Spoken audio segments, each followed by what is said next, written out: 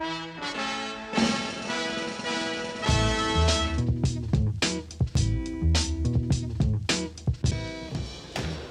sommes dans le grand hall de la Maison de France Télévisions et c'est ici pour la première fois qu'ont lieu les 4 soirées électorales présidentielles et législatives. Un dispositif hors du commun qui mobilise les dernières technologies de pointe et bien sûr les équipes de France Télévisions. Venez voir. Vous imaginez bien que pour préparer, mettre en place et faire fonctionner tout ce dispositif, il faut coordonner une multitude de métiers. C'est cette femme qui s'en charge. Venez voir. Bonjour Laurence, je te dérange? Bonjour Christophe, non tu ne me déranges pas. Explique-nous comment ça se passe pour mettre en œuvre tout ce dispositif. Tu as une idée du nombre de métiers qu'il faut coordonner, qui travaillent sur ce dispositif? Alors j'ai pas compté, mais ça représente pas loin de 60 personnes à travailler à la technique, déco. Là je compte pour la journée de dimanche et il y a eu encore du personnel supplémentaire pour toute la phase d'installation. C'est un très gros événement. Je pense qu'ils ont fait des badges le dimanche et je pense qu'ils étaient à 600 badges en fait. 600 personnes pour que ça fonctionne bien. Le plateau est là, mais la régie n'est pas là. Nous avons 2 plateaux, donc celui-là et le plateau C qui est dans sa configuration habituelle JT un peu augmentée, ce qui fait un grand nombre de caméras. Nous avons 7 caméras en haut donc, et 10 en bas. La régie 2 est au complet, là on peut pas en mettre davantage. Et là, ça marche bien, tu es contente? Disons les choses, je suis contente, ça marche bien. Alors on va te laisser faire les répétitions tranquillement, calmement. Merci beaucoup Laurence. Je t'en prie. Bon courage. Bonne journée, merci.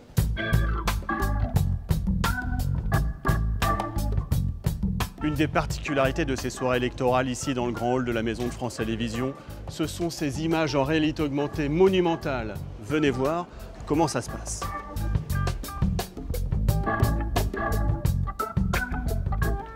Voilà, ça se passe ici.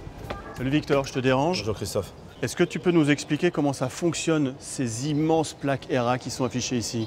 C'est une technique de réalité augmentée. C'est de la surimpression d'infographie graphique sur un décor réel. Ces technologies de fabrication de réalité augmentée, de réalité mixte, etc., on maîtrise désormais bien ça à France Télévisions. Ah oui, les équipes techniques de la fabrique de France Télévisions ont une réelle maîtrise en interne et c'est ce qu'on a mis à disposition de la direction artistique, de la direction de l'info pour pouvoir mener ce projet à bien. On ne fait pas ça avec les caméras qu'on possède habituellement, nous. Et le choix qui a été fait, c'est d'utiliser une cable cam en intérieur, ce qui est encore quelque chose qui se fait rarement. Et oui, on va la montrer. Allons-y. Voilà la caméra alors.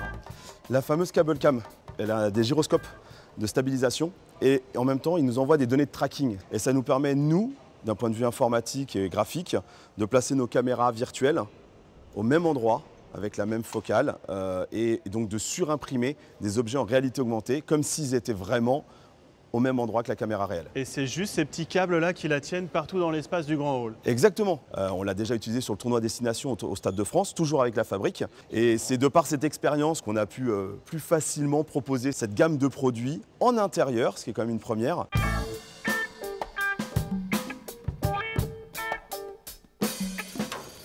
Pour mettre en œuvre tout ce dispositif, il faut d'abord l'imaginer. Ça, c'est le rôle de Arnaud Vincenti. Salut Arnaud, je te dérange pas? Salut, non, du tout. C'est l'occasion, la présidentielle, les grandes soirées électorales, de montrer ce qu'on sait faire, d'inaugurer. C'est un vrai laboratoire. Un vrai laboratoire, c'est l'occasion de pouvoir mettre en pratique, de tester plusieurs technologies qui pourront ensuite être reversées sur d'autres rendez-vous de l'information. Cette patte s'est développée aussi sur France Info. C'est une marque de fabrique générale. Voilà, oui, on a fait une économie d'échelle. On a ajusté un petit peu la caméra au volume, à l'atrium de France Info, mais c'est rigoureusement les mêmes objets qui ont fait l'objet d'un seul développement, une seule modélisation, et on les a juste mis en scène différemment par rapport à la caméra de France Info. C'est un des dispositifs très innovants dont tu parlais là. Voilà, alors donc là on est face à ce grand écran LED. Cet écran, il va nous servir à manipuler des duplex, des multiplex, etc. Mais également permettre à Laurent d'échanger avec Anne-Sophie qui est filmée par une caméra fixe. Et le point de vue d'Anne-Sophie est restitué par cet écran LED dans un souci en fait de photoréalisme de lieu. Et pour ce faire, on a donc effectivement capitalisé sur une technologie qu'on appelle les écrans XR. Autre innovation que tu as utilisée pour concevoir cet espace, c'est le métavers, la réalité virtuelle. Avant de concevoir en fait ce décor ici dans le hall, on a modélisé le décor en 3D et on l'a mis dans un casque de réalité virtuelle.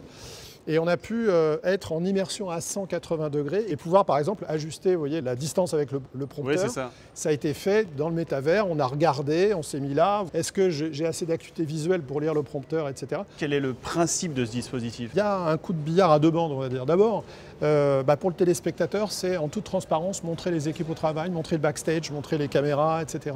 Et surtout aussi, ça a un geste corporate, puisque en fait, tous les personnels de France Télévisions connaissent ce hall, passent par ce hall, qui est fait à 90% par les personnels de France Télévisions. Il y a un sentiment d'appartenance de ce concept-là au niveau du personnel. Formidable Arnaud, merci beaucoup. Voilà, On te laisse travailler, préparer tes répétitions. Oui, c'est ça, voilà, on y retourne. Allez, bonne route. bon courage. Au revoir. Bienvenue sur France 2, bienvenue dans ce hall de France Télévisions rempli de lumière. Une soirée exceptionnelle. Pour alimenter cet immense dispositif, il faut gérer des dizaines de flux vidéo. Vous allez voir où ça se passe, c'est au cœur de la maison de France Télévisions.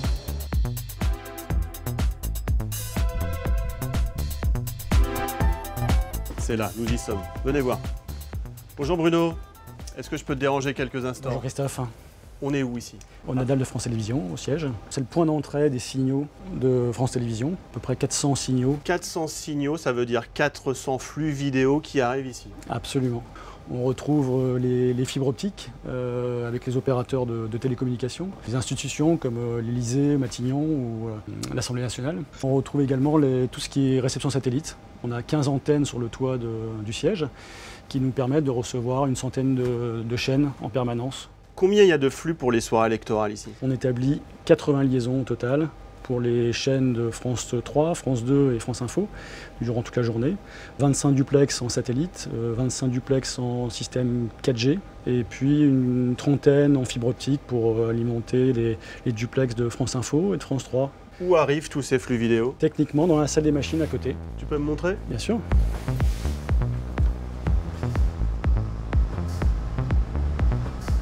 Alors voilà Christophe, on est dans la salle des machines. Très bruyante, hein? Très bruyante, c'est la ventilation, l'aération des équipements. Ouais. Et ici nous sommes Ah oui, effectivement. au cœur, c'est la grille vidéo. C'est elle qui assure l'aiguillage de tous les signaux, les 400 signaux en entrée, 400 signaux en sortie. C'est sécurisé, j'imagine.